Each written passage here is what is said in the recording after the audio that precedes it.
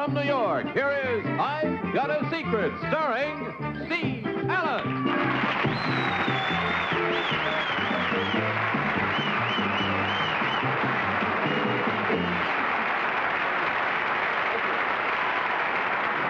Thanks very much. Good evening. Welcome to the old pool hall, and also welcome to I've Got a Secret. Now, for my first amazing demonstration, ladies and gentlemen, I'm going to try a massé shot with reverse English and a little Swedish, and I'm going to put the 8-ball into the side pocket. Are you ready? Which side? Here we go. 8-ball in the side pocket.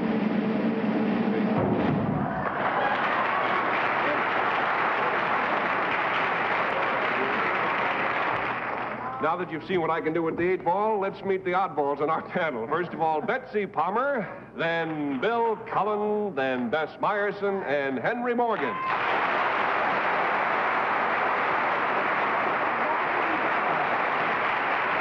Well, that's our panel, and now may we have our first contestant, please.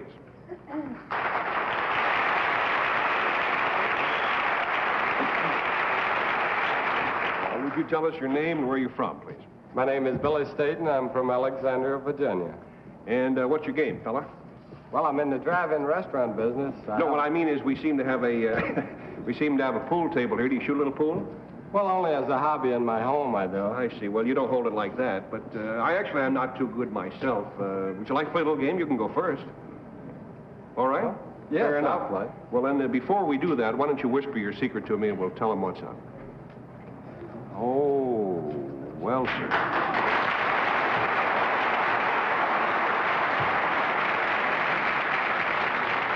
Panel, the clue to Mr. Staten's secret is something that's going to happen, and we'll start the game with Bess Meyerson. Mr. Staten, you're obviously going to practice pool for us, right? Yes. And is what you are going to do will it be quite remarkable and unusual? I think so. Would you say that it was in the championship level? Well, yes, I would. Uh-huh. Now, could Henry do this if he were up there with one of those poles? Oh, I don't think so. What do you call it? I don't call it. No? What? Sticks? Sticks. If he had a very long time, perhaps. It would. All right, you're going to put that stick onto the table and you're going to hit one ball and something amazing is going to happen. They're all going to disappear. That's right. $20 down. That's pretty close. Henry, you want to formalize the understanding here? Well, Mr. Staten said that was right, and I don't want to argue with him. Mr. Staten, is that... Mr. Staten, do you spell your name S-A-T-A-N? No, they forgot to leave the T out, though. Staten. Staten, S-T-A-T-O-N. Oh, well, no wonder. Mr. Staten, you're going to do something remarkable, which has already been established. And it's up to me to kill a little time here. Not necessarily, Henry. If you want to assume that the word disappear meant they were going to disappear down the holes, we can call that it, because we do have something to do with our time. Substantially, Bess did get it. He's going to hit the ball, and all the other 15 balls are going to disappear in one wrap. How do you like that?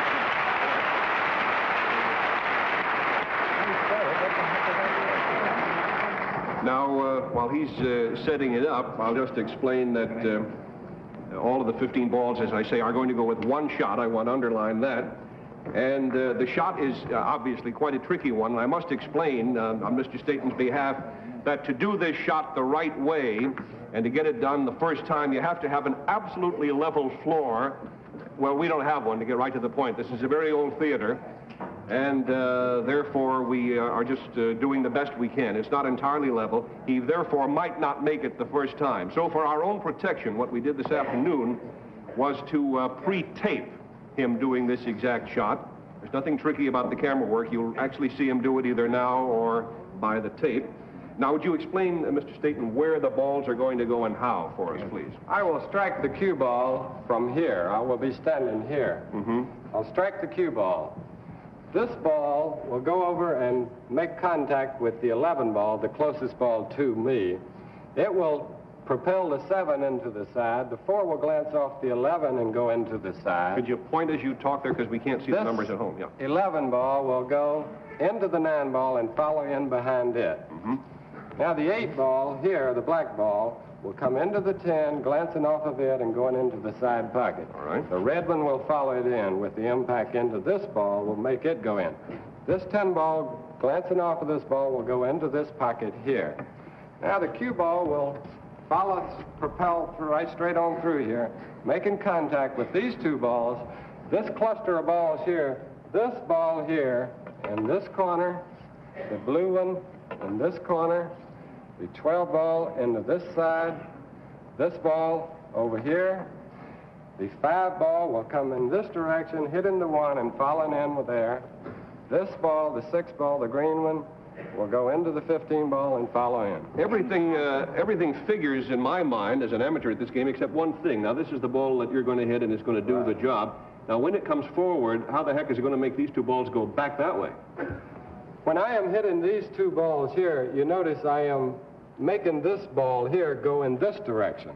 Therefore, this one. Right, yeah, going in this direction, therefore it pushes this ball back in this direction. I see. So these 2 balls push those back. These push those back. They push those forward first and then push those back. Okay. Well, it was a fascinating thing even to be able to figure this shot out, all aside from doing it. And so now we're all set to go, Mr. Staten.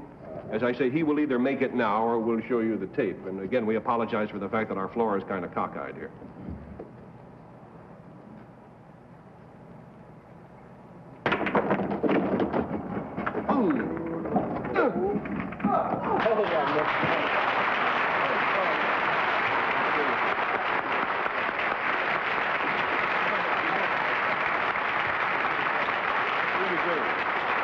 Well, he got 14 balls with 1 shot, which is no small achievement either. But now we're going to show you, as I said, just in case it came to that, we're going to show you the tape that he did a little while ago before we came on the air.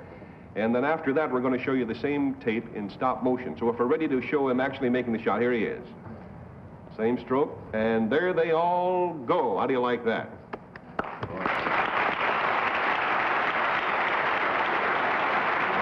Now, you know that CBS stop action process that they're using in all the football games? Well, wait till you see what it looks like on this. We're going to stop the action every little chunk of time or two. And here is the same shot once again. It's even more amazing when you see the balls stopping every few, well, I can't say seconds, because isn't that amazing? Follow them right into the pockets. Wow. And there they go. It's really something. Get in, ball. Yeah.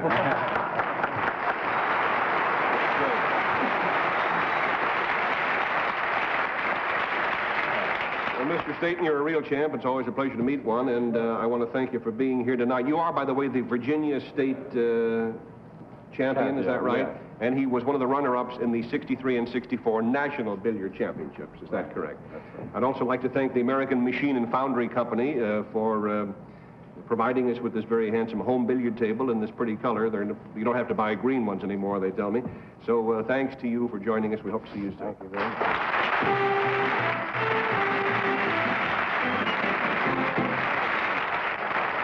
We'll be back with you again in just a moment, even a minute, but first get a load of this. Now may we have our next contestant, please?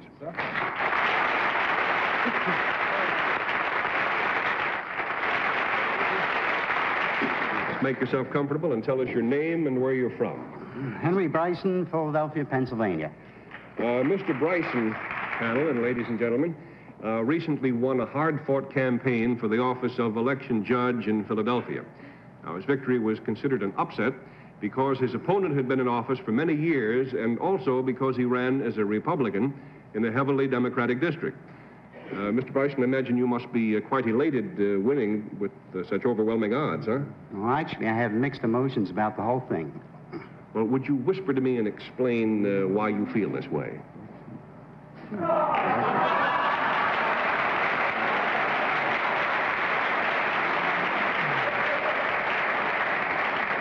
The clue, panel, to Mr. Bryson's secret concerns why he has, as he said, mixed emotions about what happened, about winning the election, that is, and we'll start the game with Betsy Palmer.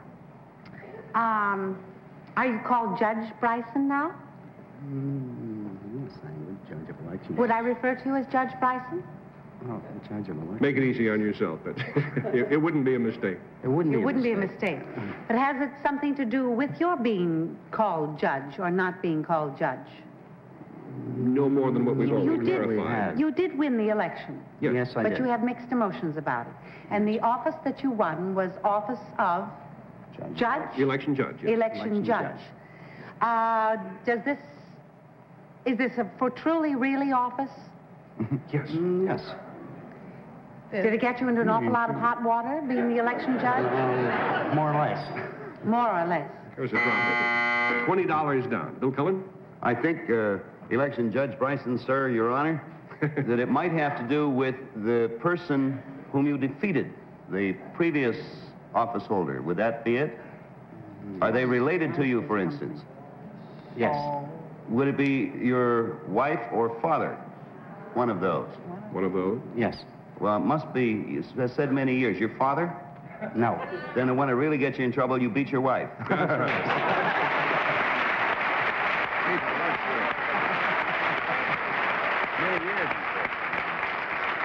The old line, when are you going to stop beating your wife, is probably something he hears every day. Now, how did you happen to run against your wife in the first place, sir?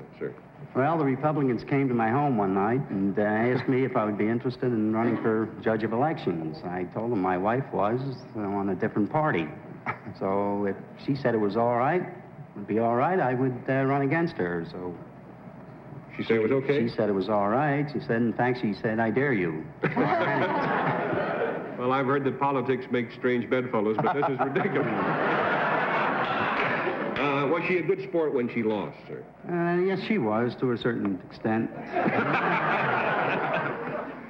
Well, I think we should all meet such a good sport, even if she was only that to a certain extent. Ladies and gentlemen, let's have a big hand for the defeated candidate, Henry Bryson's wife, Henrietta.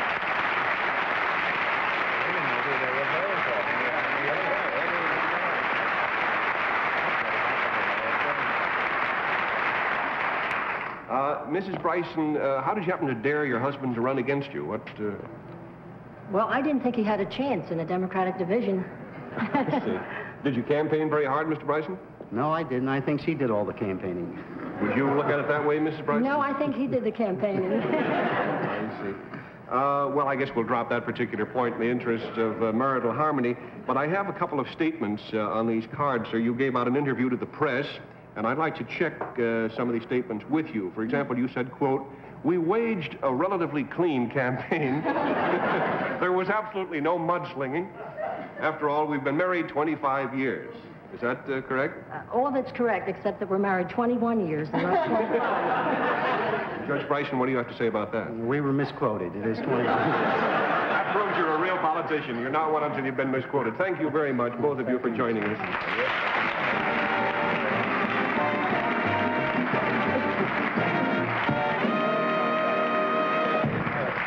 I don't know what his salary is, but he better start planning to spend some of it on flowers and candy for a starter, I think. We'll meet our special guest for tonight in just a minute, but first, here's a message. Panel, it's now time, as I just said, to meet our special guest for the evening. And ladies and gentlemen, two of the most important words in the history of American jazz and popular music, Louis Armstrong.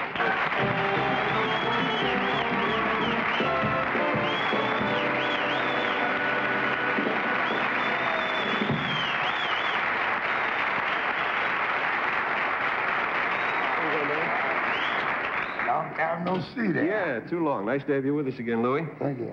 And I'm delighted that you brought along your trumpet there, your horn. No, that's not my own.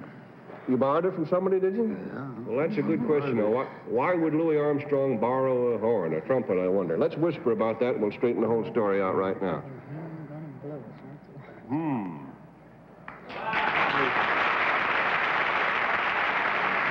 There's a little bit more, I understand, sir. Wow.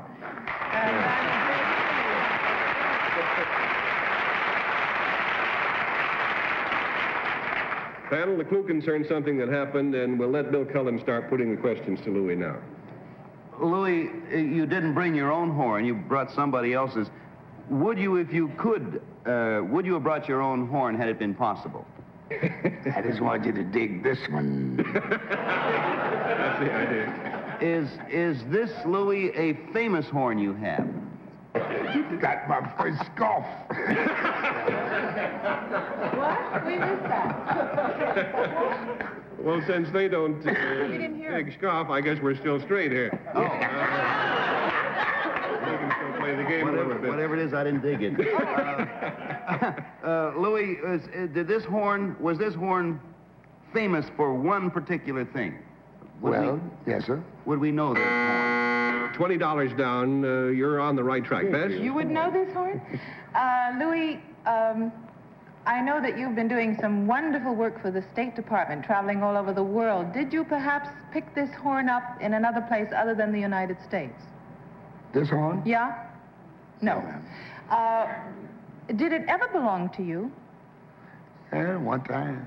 When you first started playing? When I was a little young. When you're a little boy.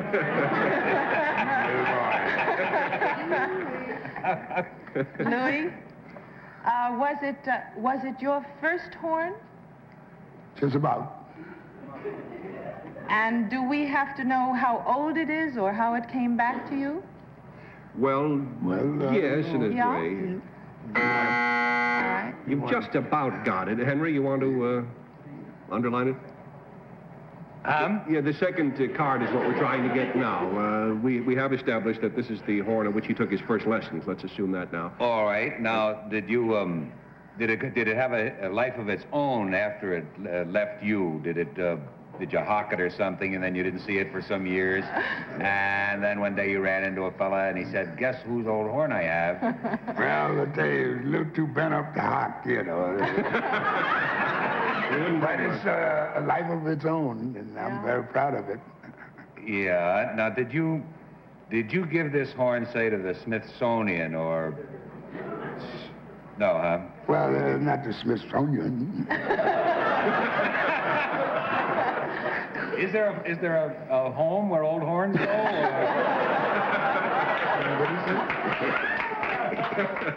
But it was put away and highly respected all through the years. As one of Then it must be in a public place of some kind, huh? a public place. Yeah. Although it isn't. Like what? Oh, the Museum of Natural History. Played in many What public places. you're going for, Henry, is not so much where the horn has been hanging out all this time. But what it's been doing? No, how it came back at this particular time to Louis. That's what you want to find out. That's why the secret. Thank you. That's the first I've known what I'm trying to find out. Did somebody give it back to you? Somebody we know? Somebody I don't think you know. Somebody we know by name, I mean. By name? We know the person. I know the person. Well, that's only half of it. $60 down. Betsy? Mr. Armstrong, was this person your teacher? Louis Armstrong? Did you have a teacher?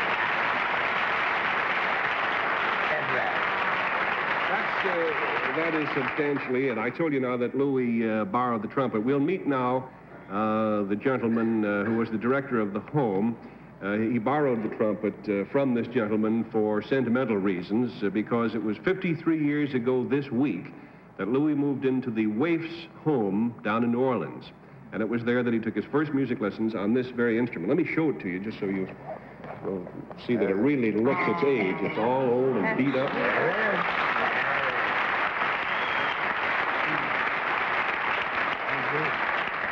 Now, as I say, I'd like to have the gentleman come out who gave Louis his first music lessons 53 years ago, Mr. Peter Davis. Here he is.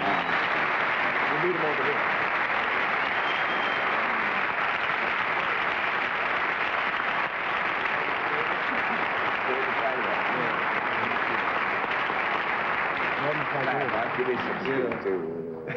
This is him.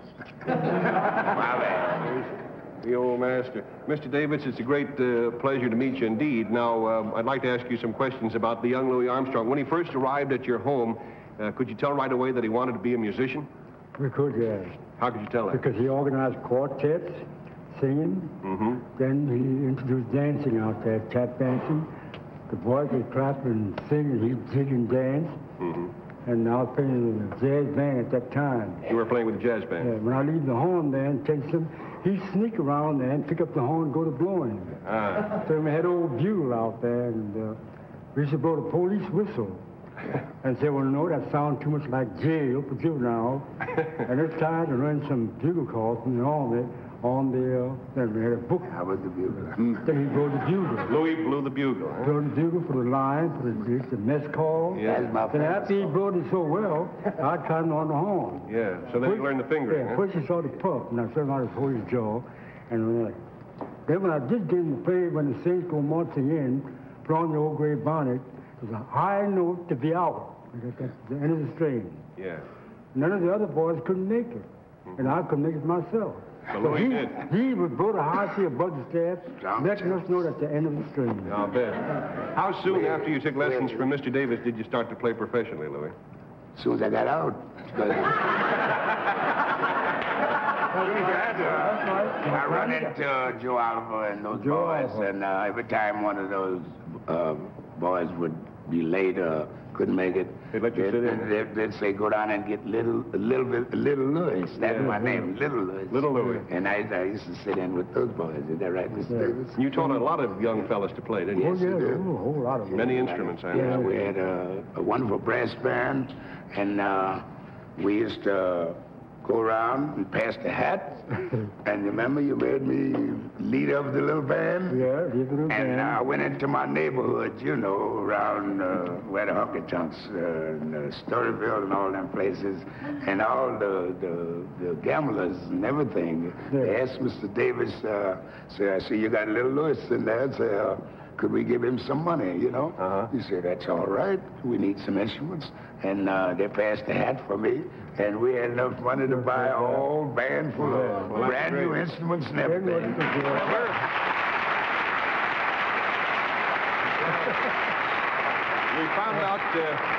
We found out a little while ago that Mr. Davis has not played this or any other horn in about 50 years. He doesn't have any chops at the moment, he wants us to know. But it would be fun and a thrill if you would just try to blow a little bit. Would you do that? Why don't we, you know, and I'm pretty old too. why don't we do it with You want us him down there? there near the piano? We have a rhythm section with Norman and the fellow. Come on back here, Bob. Yeah. Louis, this was, by the way, not rehearsed. Louis, we didn't even see him until we got on the air. Oh, you got a horn. Great. I was going to coax him. Isn't that a funny bit? boy's horn there. Good. I told him to take them hamburgers out of it. What would you like to play? When the Saints go marching in. When the Saints go marching in. Let's see what happens here.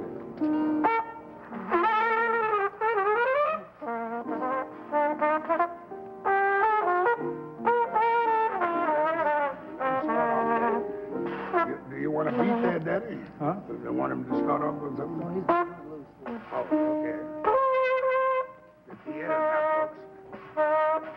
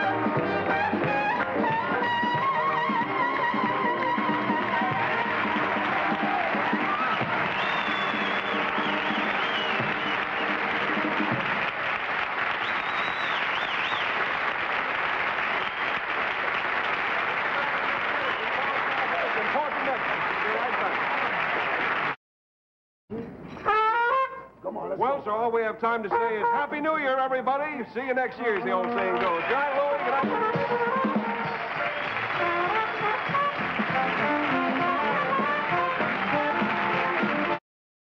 Myers is gone by cameo. This program was pre-recorded. This is John Cannon speaking.